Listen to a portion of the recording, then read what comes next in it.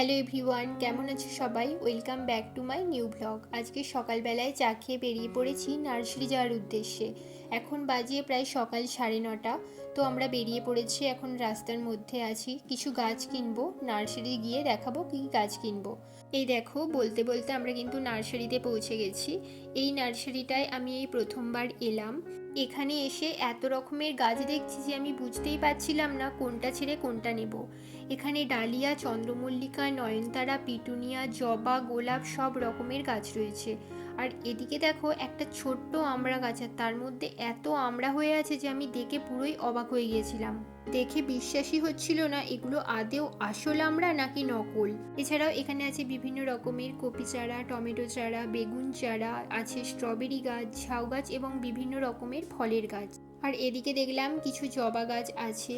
সব জবা গাছগুলো এখনো ফুল ফোটেনি, শুধু ওই যে একটা লাল জবা আর এদিকে একটা দুটো সাদা জবা, গোলাপি রঙের জবা ফুটে আছে। তবে আমার তো মেন আকর্ষণ থাকে গোলাপ গাছের দিকে, কিন্তু আজ গোলাপ গাছ নেব না, বাড়িতে অনেকগুলো গোলাপ গাছ হয়ে গেছে। আর আগের বছর এই গোলাপ গাছ কিনতে কিনতে আমি আমার সব জমানো টাকা শেষ করে ফেলেছিলাম। তবে আজ আমার নার্সারিতে আসার কারণ হলো আমি আমার ছাদ বাগানে স্ট্রবেরি গাছ বসাবো, আর সাথে কিছু কপি চারাও নেব। আর ব্রকলি যেহেতু আমার খুব পছন্দের, তাই কয়েকটা ব্রকলি চারা গাছও নেব। এখানে অনেক গোলাপ গাছ আছে, তবে সব গোলাপ গাছগুলোতে এখনো ফুল ফোটেনি।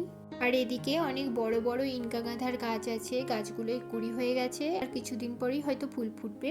আর এদিকটায় আছে অনেক কপি চারা, ফুলকপি, বাঁধাকপি, ওলকপি সবকিছু চারা আছে। আর ওই দিকটায় দেখতে পাচ্ছ আছে স্ট্রবেরি গাছ। দেখেই মনে হচ্ছিল দুটো তিনটে স্ট্রবেরি গাছ আজকে নিয়েই নেব, কিন্তু এত দাম যে কি বলবো। কিন্তু একটা গাছ তো আমাকে নিতেই হবে, কারণ এটা নেওয়ার জন্যই আমি এত দূর এসেছি। তাই 80 টাকা দিয়ে এই একটা স্ট্রবেরি গাছ নিয়ে নিলাম। এটার থেকে আমার গোলাপ গাছের দাম কম ছিল, কিন্তু ওই যে শখের বশে তাই একটা গাছ নিয়েই নিলাম। আমাদের গাছ নেওয়া হয়ে গেছে। কপির মধ্যে কিছু ফুলকপি, বাঁধাকপি, ব্রকলি চারা গাছ নিয়েছি। আর এদিকে একটা স্ট্রবেরি গাছ আর দুটো চন্দ্রমল্লিকা গাছ নিয়েছি। তো চলো এবার বাড়ি ফেরা যাক। ভালো লাগলে ভিডিওটা লাইক করে দাও, আর গাছগুলো বসানোর ভিডিওটা আমি নেক্সট ব্লগে শেয়ার করব। তাই নতুন ভিডিও পাওয়ার জন্য চ্যানেলটা সাবস্ক্রাইব করে দাও। টাটা।